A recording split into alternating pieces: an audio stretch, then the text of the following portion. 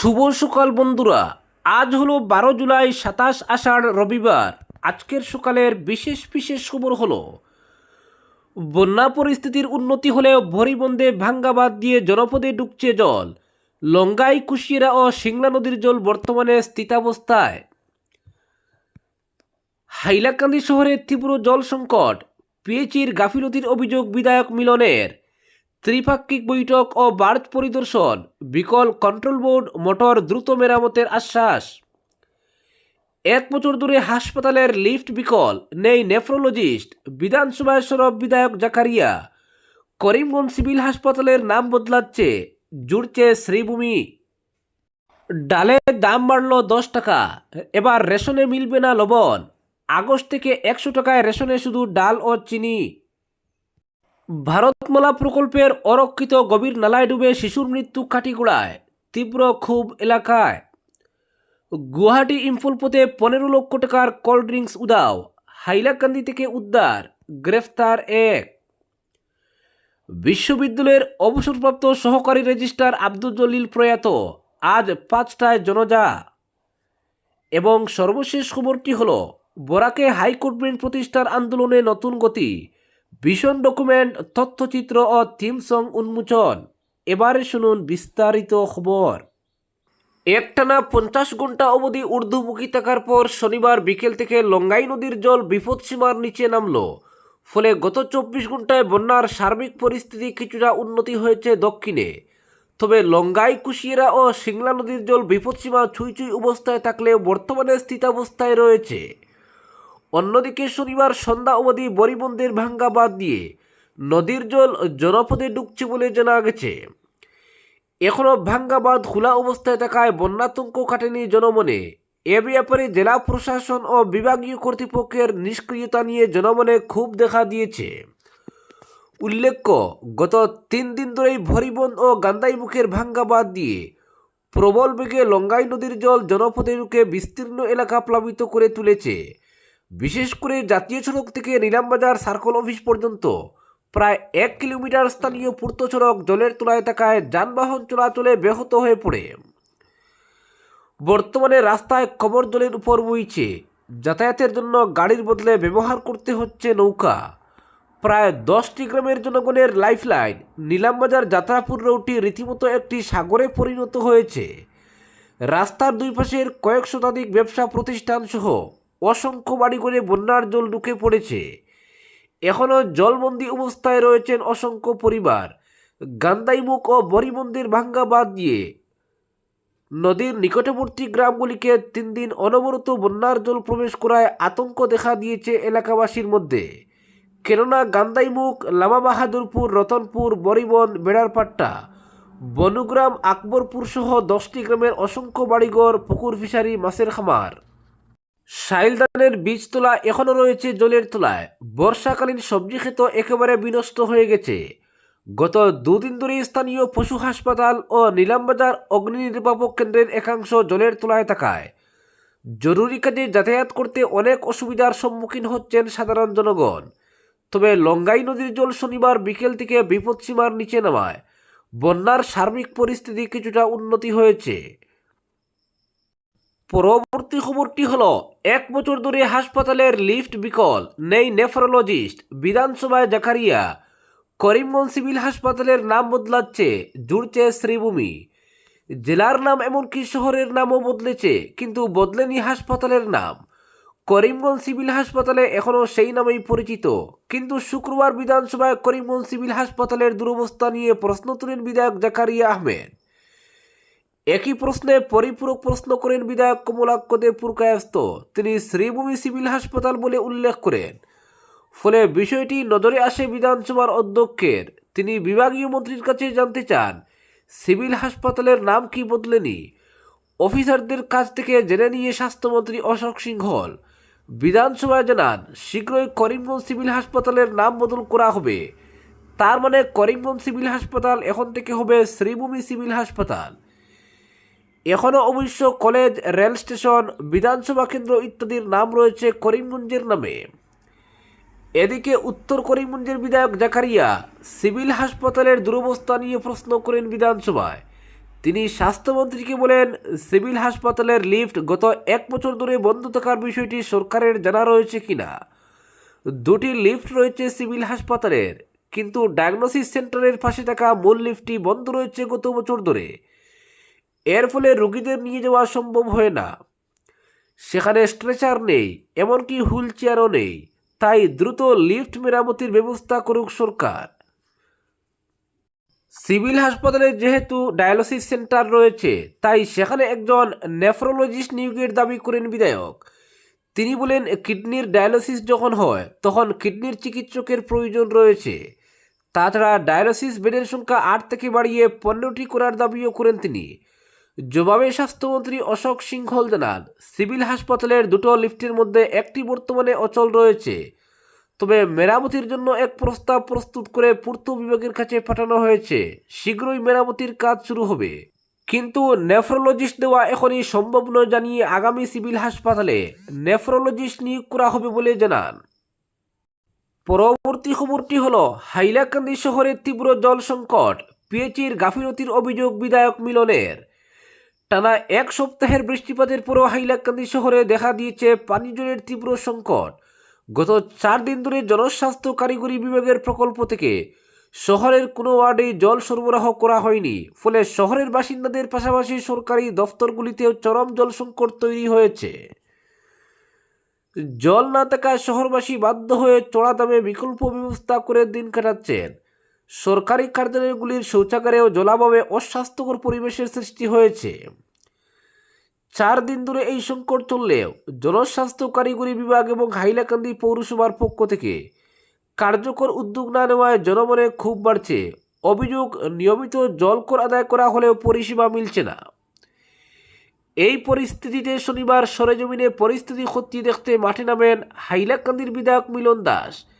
তিনি জেলার অভিভাবক মন্ত্রী কৌশিক রায়কে বিষয়টি অবহিত করার পাশাপাশি জনস্বাস্থ্য কারিগরি বিভাগ, বিদ্যুৎ বিভাগ এবং হাইলাকান্দি পৌরসভাকে নিয়ে একটি ত্রিপাক্ষিক বৈঠক করেন। পরে বিভাগীয় আধিকারিকদের সঙ্গে রতনপুরে কাটাখাল নদীতে অবস্থিত পিএইচির বার্জ পরিদর্শন করেন। পরিদর্শনের পর সাংবাদিকদের মুখোমুখি হয়ে বিধায়ক মিলন শহরের জল সংকটের জন্য জনস্বাস্থ্য কারিগরি বিভাগকেই দায়ী করেন। তিনি বিভাগীয় এসডিওর বিরুদ্ধে কর্তব্যে গাফিলতির অভিযোগ তুলে বলেন, প্রথমে পিএইচি কর্তৃপক্ষ জল সরবরাহে বিঘ্নের জন্য বিদ্যুৎ বিভাগের ফিডার সমস্যাকে দায়ী করেছিলেন, কিন্তু তদন্তে দেখা যায় বিদ্যুৎ সরবরাহে কোনো সমস্যা নেই। বিধায়কের দাবি, বার্জের কন্ট্রোল পয়েন্টের 4টির মধ্যে 2টি গত 6 থেকে 8 মাস ধরে বিকল অবস্থায় রয়েছে। ফলে 4টি বৈদ্যুতিক মোটরের পরিবর্তে মাত্র 2টি মোটর চালু থাকায় পর্যাপ্ত অপরিশোধিত জল উত্তোলন সম্ভব হচ্ছে না। এরই প্রভাব পড়েছে শহরের জল সরবরাহে। বিধায়ক মিলন দাস আরও জানান, এর আগে পৌরসভা ও পিএইচি কর্তৃপক্ষের বৈঠকে বার্জের কন্ট্রোল বোর্ড ও বিকল 2টি মোটর মেরামতের ব্যয় পৌরসভা বহন করবে বলে সিদ্ধান্ত হয়েছিল। সেই দায়িত্ব বিভাগীয় এসডিওকে দেওয়া হলেও তিনি কোনো পদক্ষেপ নেননি বলে অভিযোগ করেন বিধায়ক। তিনি জানান, বিষয়টি জেলার অভিভাবক মন্ত্রী সহ জেলা আয়ুক্তের নজরে আনা হয়েছে। দ্রুত প্রয়োজনীয় ব্যবস্থা গ্রহণ করে শহরে স্বাভাবিক জল সরবরাহ পুনরায় চালু করা হবে বলেও আশ্বাস দেন তিনি। পরবর্তী খবরটি হলো, রেশন ব্যবস্থায় আগস্ট মাস থেকে বিনামূল্যের চালের সঙ্গে ডাল চিনি বিতরণ ফের শুরু করেছে সরকার, কিন্তু মিলবে না লবণ। অত্যাবশ্যকীয় সামগ্রীর দাম বৃদ্ধি এর অন্যতম কারণ। আগে 100 টাকায় মাসে 1 কেজি করে চিনি, মসুর ডাল ও লবণ পেতেন সুবিধাভোগীরা। সেখানে আগস্ট মাস থেকে শুধু ডাল ও চিনি দেওয়া হবে, তবে 100 টাকায় গুনতে হবে সুবিধাভোগীদের। বিধানসভায় পেশ করা বাজেটে এর স্পষ্ট ইঙ্গিত দিয়েছেন অর্থমন্ত্রী জয়ন্ত বড়ুয়া। বাজেট ভাষণে আগস্ট মাস থেকে রেশনে ফের চিনি ডাল দেওয়ার কথা বলেছেন অর্থমন্ত্রী, কিন্তু লবণের কথা বলেননি। বাজেট ভাষণে অর্থমন্ত্রী বলেন, পশ্চিম এশিয়ার সংকটের জন্য অত্যাবশ্যকীয় সামগ্রীর মূল্য বৃদ্ধির ফলে ভর্তুকিতে পরিবর্তন আসবে এবং সেটা বাজার মূল্যের সঙ্গে সংযোজিত থাকবে। তার মানে ভর্তুকি মূল্যে 100 টাকায় 1 কেজি করে মসুর ডাল, চিনি এবং লবণ দেওয়া সম্ভব হচ্ছে না সরকারের পক্ষে, কারণ মসুর ডালের দাম অনেক বেড়েছে এখন। তাই খাদ্য ও অসামরিক সরবরাহ বিভাগের সংশোধিত নীতি অনুযায়ী প্রতি কিলো মসুর ডালে 10 টাকা করে দাম বৃদ্ধিতে অনুমোদন দেওয়া হয়েছে। সেই দাম বৃদ্ধির প্রভাব যাতে সুবিধাভোগীদের উপর না পড়ে সেজন্য রেশনের সামগ্রীর দাম একই রাখা হয়েছে, বাদ দেওয়া হয়েছে শুধু লবণ। ফলে 100 টাকাতেই চিনি ডাল পাবেন সুবিধাভোগীরা। রাজ্যের খাদ্যমন্ত্রী কৌশিক রায়ও তা স্বীকার করেছেন। তিনি জানান, রেশনে এবার লবণ বাদ দেওয়া হয়েছে। মূল্য বৃদ্ধির ফলেই এই সিদ্ধান্ত নেওয়া হয়েছে। পশ্চিম এশিয়ায় উদ্ভূত সংকটের জেরে যে পরিস্থিতি সৃষ্টি হয়েছে তাতে দাম অনেকটা বেড়েছে অত্যাবশ্যকীয় সামগ্রীর। তাই কিলো প্রতি মসুর ডালের দামে 10 টাকা করে বৃদ্ধি করা হচ্ছে। উল্লেখ্য, গত জুন মাস থেকে রেশনে চিনি ডাল ও লবণ দেওয়া বন্ধ রয়েছে। বিধানসভা নির্বাচনের প্রক্রিয়ার জেরে বন্ধ ছিল প্রথমে, পরবর্তীতে বাজেট না থাকায় ওই 3টি অত্যাবশ্যকীয় সামগ্রী বিতরণ করা সম্ভব হয়নি সুবিধাভোগীদের মধ্যে। পরবর্তী খবরটি হল, ভারতমালা প্রকল্পের অরক্ষিত গভীর নালায় ডুবে শিশুর মৃত্যু, খুব কাটিগোড়ায়। জাতীয় সড়ক নির্মাণের জন্য খনন করা গভীর নালা ঘিরে পর্যাপ্ত নিরাপত্তা ব্যবস্থা না থাকার অভিযোগের মধ্যেই মর্মান্তিক দুর্ঘটনায় প্রাণ গেল 8 বছরের এক শিশুর। শনিবার কাটিগোড়া থানার অন্তর্গত তারিণীপুর প্রথম খণ্ড এলাকায় ভারতমালা প্রকল্পের অধীনে নির্মাণাধীন সড়কের পাশে খনন করা জলভর্তি গভীর নালা থেকে কামিল হোসেন মজুমদার নামে ওই শিশুকে উদ্ধার করা হয়। ঘটনাকে কেন্দ্র করে গোটা এলাকায় সুখের পাশাপাশি সংশ্লিষ্ট নির্মাণ কর্তৃপক্ষের ভূমিকা নিয়েও তীব্র ক্ষোভ ছড়িয়ে পড়েছে। মৃত কামিল হোসেন মজুমদার তারিণীপুর প্রথম খণ্ডের বাসিন্দা তাজ উদ্দিন মজুমদারের পুত্র। স্থানীয় সূত্রে জানা গেছে, শনিবার বেলা প্রায় 12টার দিকে কামিল বাড়ি থেকে বের হয়। এরপর দীর্ঘ সময় পেরিয়ে গেলেও সে বাড়িতে ফিরে না আসায় উদ্বিগ্ন হয়ে পড়েন পরিবারের সদস্যরা। আত্মীয় স্বজন ও স্থানীয় বাসিন্দাদের সঙ্গে নিয়ে আশপাশের বিভিন্ন এলাকায় শুরু হয় খোঁজাখুঁজি। দীর্ঘ তল্লাশির পর বেলা প্রায় 2টার দিকে ভারতমালা প্রকল্পের সড়ক নির্মাণ কাজের জন্য খনন করা একটি গভীর নালার জলে কামিলকে ডুবে থাকা অবস্থায় দেখতে পাওয়া যায় বলে স্থানীয় সূত্রের দাবি। সঙ্গে সঙ্গে তাকে উদ্ধার করে বাঁচানোর চেষ্টা করা হলেও শেষ পর্যন্ত শিশুটিকে আর বাঁচানো সম্ভব হয়নি। 8 বছরের শিশুর এমন মর্মান্তিক মৃত্যুতে পরিবারে নেমে এসেছে গভীর শোক। ঘটনার পরই নির্মাণাধীন সড়কের নিরাপত্তা ব্যবস্থা নিয়ে নতুন করে প্রশ্ন তুলেছেন স্থানীয় বাসিন্দারা। তাদের অভিযোগ, ভারতমালা প্রকল্পের আওতায় সড়ক নির্মাণের জন্য রাস্তার পাশে বিভিন্ন স্থানে দীর্ঘ ও গভীর নালা খনন করা হয়েছে। বর্ষার জলে এসব নালা ভরে যাওয়ায় কোথাও কোথাও গভীরতা বোঝার উপায় থাকে না।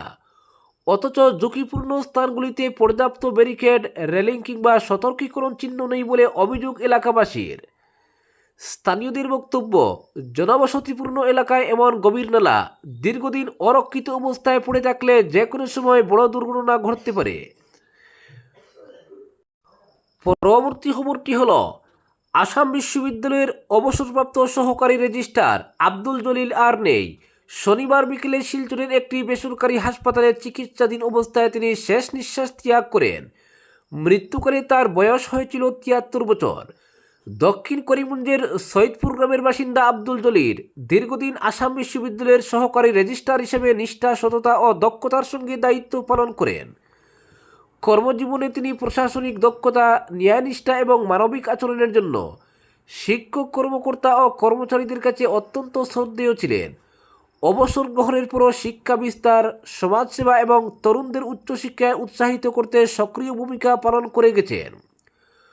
পরিবার সূত্রে জানা গেছে, শুক্রবার তার শারীরিক অবস্থার অবনতি হলে তাকে শিলচরের জীবনজ্যোতি হাসপাতালে ভর্তি করা হয়। চিকিৎসাধীন অবস্থায় হৃদরোগে আক্রান্ত হয়ে শনিবার বিকেলে তার মৃত্যু হয়।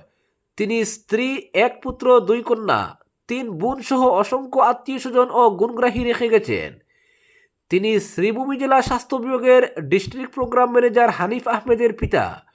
তার মৃত্যুতে দক্ষিণ করিমগঞ্জের বিধায়ক আমিনুর রশিদ চৌধুরী গভীর শোক প্রকাশ করে বলেন, আব্দুল জলিল ছিলেন একজন সৎ, কর্মনিষ্ঠ ও নীতিবান ব্যক্তি। শিক্ষা ও প্রশাসনিক ক্ষেত্রে তার অবদান দীর্ঘদিন স্মরণীয় হয়ে থাকবে।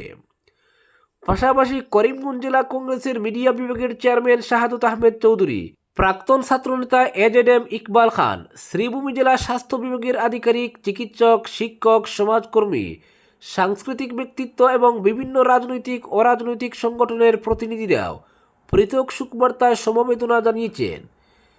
শনিবার সন্ধ্যা থেকেই সৈয়দপুরে তার বাড়িতে শোকাহত মানুষের ভিড় দেখা যায়। পরিবার সূত্রে জানা গেছে, আজ বিকেল 5টায় সৈয়দপুর মাজার প্রাঙ্গণে মরহুমের নামাজে জানাজা অনুষ্ঠিত হবে। পরে গ্রামের কবরস্থানে তাকে দাফন করা হবে। পরিবারের পক্ষ থেকে সকল শুভানুদ্দয়ীর কাছে জানাজায় উপস্থিত থেকে প্রয়াতের রুহের মাগফিরাত কামনা করার আহ্বান জানানো হয়েছে। আজকের বিশেষ সংবাদ এখানেই সমাপ্ত।